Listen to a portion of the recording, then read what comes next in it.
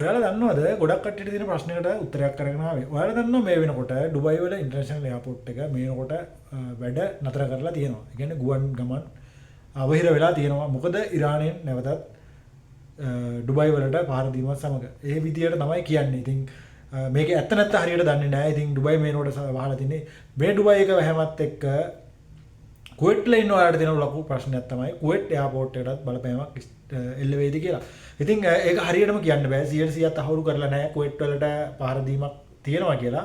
නමුත් මේ වෙලාවේ හැටියට අපි ටිකක් අවධානයෙන් ඉන්න ඕන. ඒ වගේ දෙයක් වුණොත් මේකට අපි කොහොමද මුහුණ දෙන්නේ කියලා. ඉතින් ඔයාලට normally ලංකාවට යෑමේ හැකියාවක් තියෙනවා කුවේට් එයාපෝට් එක කරා. එතකොට කුවේට් එයාපෝට් එකෙන් ටිකට් එකක් කුවේට් එයාපෝට් එක යන ටිකට් එකක් බුක් කරද්දි මේ වෙද්දි කුවේට් එයාලයින් ඩිනාර් 200ට වැඩි යනවා. අල් ජසීරාත් එහෙම තමයි. මොකද මේ මාසේ බුකින් අවමයි. මේ කට්ටිය සඳහන් කරලා තියෙනවා බැරි වෙලා හරි කුවේට් එයාපෝට් එක වැහුවොත් මේ වෙලාවේ දාලා තියෙන ටිකට් දමාම් වෙලා හරහා හරි ලංකාවට යවනවා කියලා. ඉතින් ඒ හින්දා ප්‍රශ්නයක් වෙන්නේ නැහැ. බය වෙන්න දෙයක් නැහැ. ඔයාලට ටිකට් බුකින් දාගන්න පුළුවන්.